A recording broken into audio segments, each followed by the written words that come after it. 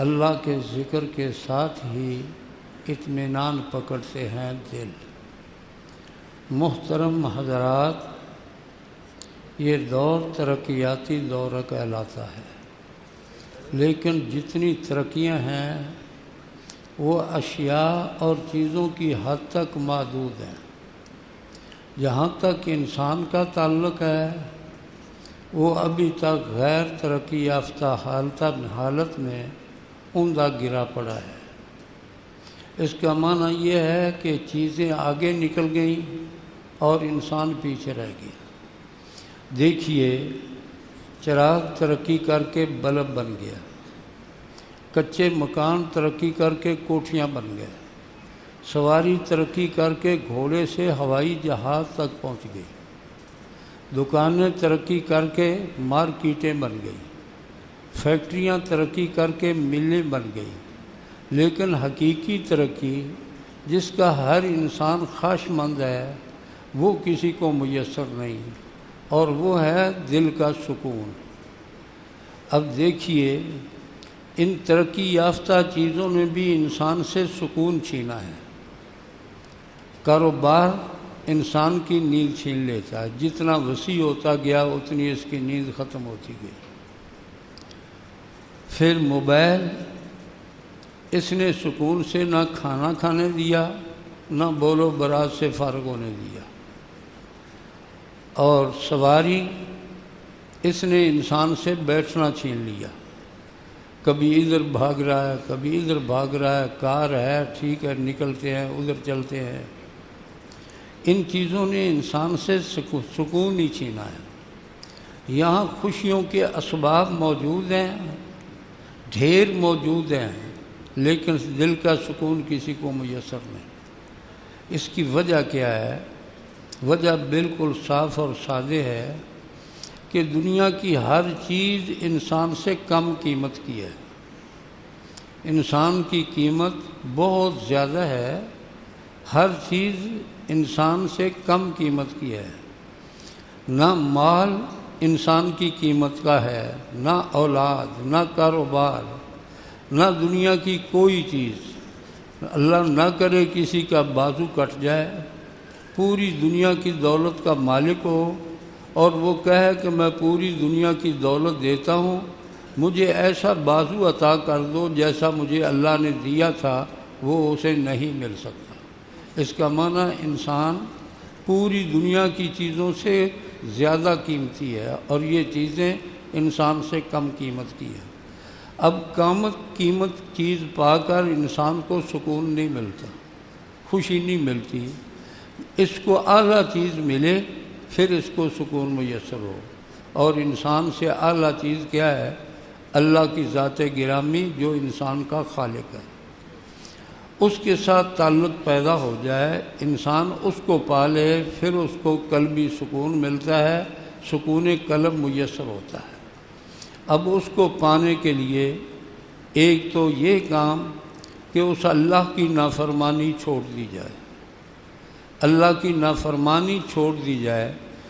تعلق قائم کرنا اللہ سے، اور قدم قدم پہ اس کی نافرمانیاں کر رہا ہے، اس سے تعلق کیسے قائم ہوگا؟ میں آپ سے پیار کرنا چاہتا ہوں، آپ سامنے آتے ہیں، میں آپ سے سلام لینے کے لیے تیار نہیں، منہ میں آپ سے ادھر کر لیتا ہوں، کب آپ میرے ساتھ تعلق قائم کریں گے؟ اللہ کی ذات گرامی کے ساتھ تعلق قائم کرنے کے لیے، اللہ کو پانے کے لیے، دل کے سکون کے لیے پہلی بات ہے کہ اللہ کی نافرمانیاں چھوڑ دی جائیں۔ نمبر 2، اللہ کی عبادت دل کی حاضری سے اور اخلاص کے ساتھ کی جائے۔ دل کی حاضری کس طرح؟ یہ نہیں کہ نماز میں کھڑا ہے اور کاروباری حساب کتاب کر رہا ہے، رشتہ داروں کے ساتھ لڑائیاں کر رہا ہے، کسی کو دھوکہ دینے اور فراڈ دینے کی سوچ رہا ہے کہ کس طرح میں کروں۔ یہ کون سی عبادت ہے؟ عبادت ہے دل کی حاضری، اور صحابہ کرام نے کس طرح دل کی حاضری کے سبق دیے ہیں۔ سیدنا حسن نواسہ رسول صلی اللہ علیہ وآلہ وسلم، یہ ایک مسجد میں نماز پڑھ رہے ہیں نفل، اس مسجد کو آگ لگ گئی دوسرے کونے میں، اس موقع آگ لگتی تھی، مسجد نبوی کی اپنی چھت بھی کھجور کی شاخوں کی تھی، بارش پڑتی تھی تو قطرات اندر گرتے تھے بارش کے۔ جب مسجد نبوی کی یہ حالت ہے، دوسری مسجدیں بھی اسی طرح کی تھیں۔ اب مسجد کے ایک کونے کو آگ لگ گئی، یہ دوسرے کونے میں نماز پڑھ رہے ہیں۔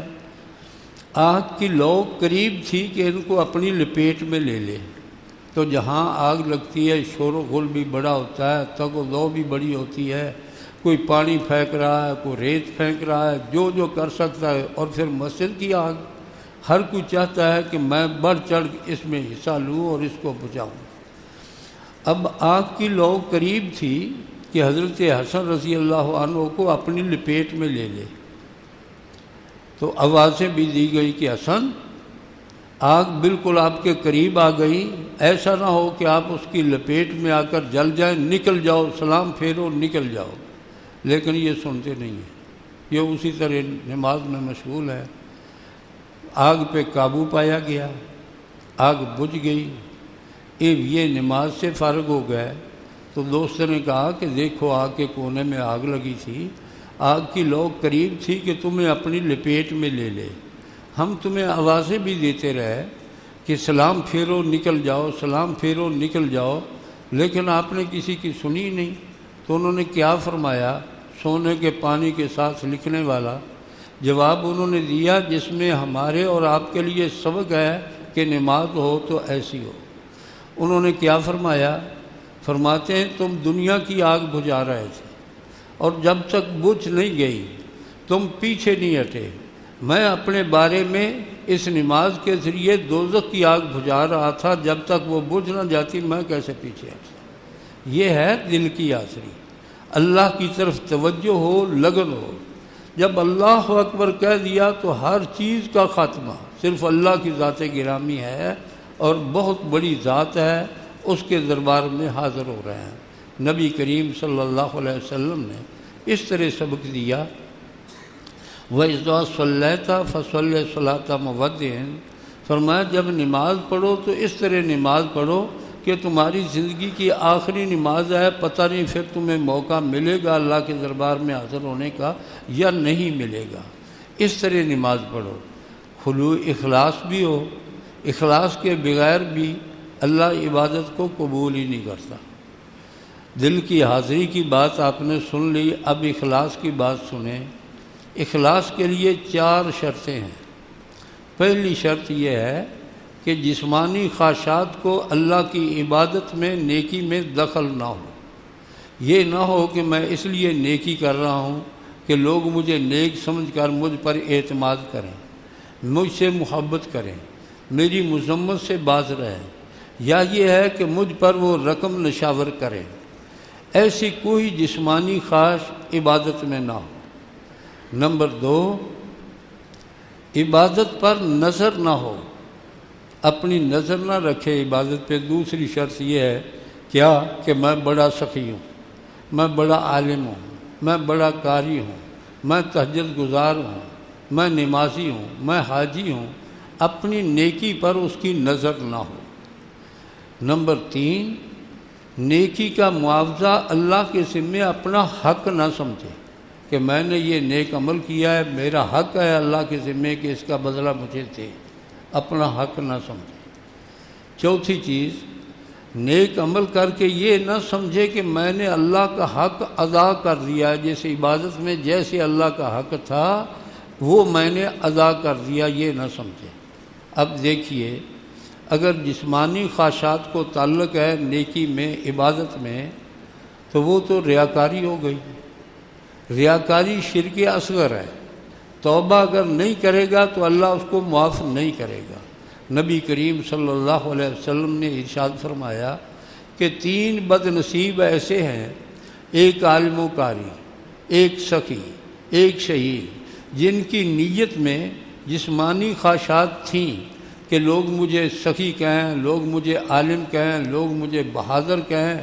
فرمایا جہنم کی آگ فرعون سے بھی پہلے، نمرود سے بھی پہلے، شداد سے بھی پہلے ان 3 بد نصیب انسانوں سے بھڑکائی جائے گی، جہنم میں سب سے پہلے یہ ڈالے جائیں گے۔ اس لیے جسمانی خواہشات کا نیکی میں، عبادت میں، چاہے وہ مالی عبادت ہے، قولی عبادت ہے، بدنی عبادت ہے، اس میں دخل نہ ہو۔ نمبر 2، عبادت پر نظر نہ ہو کہ میں سخی ہوں، میں عالم ہوں، میں قاری ہوں، میں تہجد گزار ہوں، میں حافظ قرآن ہوں، میں حاجی ہوں۔ کیوں نہ نظر ہو؟ اس لیے کہ نیک عمل جو ہم کرتے ہیں یہ ہمارا کمال نہیں ہے، کمال تو اس اللہ کا ہے جس نے ہمیں نیک عمل کرنے کی توفیق عطا فرما دی۔ اب دیکھیے، نماز ہم جس سے پڑھتے ہیں یہ اعضاء کس نے عطا فرمائے، یہ زبان کس نے عطا فرمائی جس سے ہم اللہ کی تعریف کرتے ہیں، یہ سب نعمتیں اللہ نے دی ہیں۔ یہ مال جس سے ہم سخاوت کریں یہ مال دیا کس نے ہے؟ اور پھر یہ بھی ہے وَمَا تَشَاءُونَ إِلَّا أَن يَشَاءَ اللَّهُ رَبُّ الْعَالَمِينَ۔ جب تک اللہ کی مشیت اور ارادہ نہ ہو تم کوئی نیک عمل کر ہی نہیں سکتے۔ جب نعمتیں دی بھی اس نے، مشیت بھی اس کی تحت ہم کرتے ہیں، اس کے ارادے سے ہم کرتے ہیں، تو پھر اس پہ ہماری نظر کیوں ہو کہ ہم اتنے سخی ہیں، ہم یہ ہیں، ہم وہ ہیں۔ اللہ کہتے ہیں وَلَكِنَّ اللَّهَ حَبَّبَ إِلَيْكُمُ الْإِيمَانَ وَزَيَّنَهُ فِي قُلُوبِكُمْ۔ اپنے ایمان پہ فخر نہیں کرنا، فرمایا یہ اللہ ہے جس نے ایمان کو تمہاری طرف محبوب بنا دیا اور ایمان کو تمہارے دلوں کی زینت دے دی، تمہارے دلوں کو ایمان سے مزین کر دیا۔ یہ اللہ کی رحمت ہے، کمال اس کا ہے جس نے ہمیں نیک عمل کرنے کے لیے توفیق بھی دی اور پھر ارادہ اور مشیت بھی کیا کہ یہ بندہ نیک عمل کر لے۔ تیسری چیز کیا تھی کہ نیکی کا معاوضہ اپنا حق نہ سمجھے۔ ایک زر خرید غلام ہے، وہ اپنے مالک کی خدمت کرتا ہے، اس کو خدمت کرنا اس کے ذمہ فرض تھا۔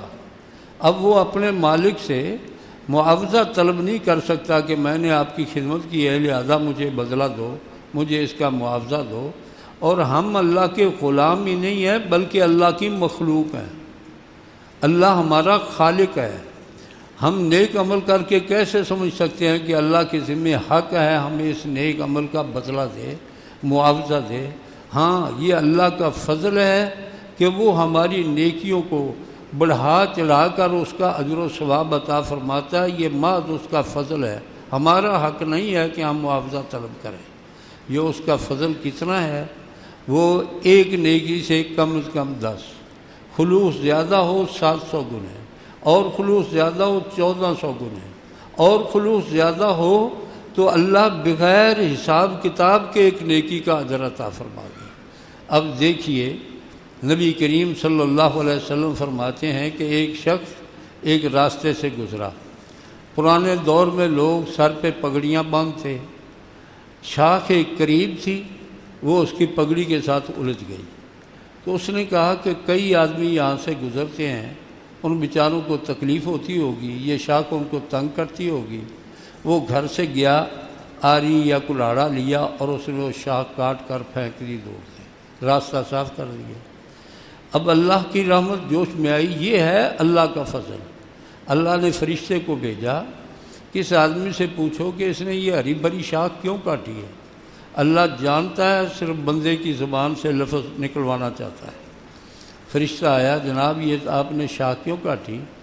اس نے کہا میں گزرا تھا، اس نے مجھے تکلیف پہنچائی، میں نے کہا کئی مسافر گزرتے ہوں گے، ان کو تکلیف پہنچتی ہوگی، اس جذبے کے تحت میں نے اس کو کاٹا۔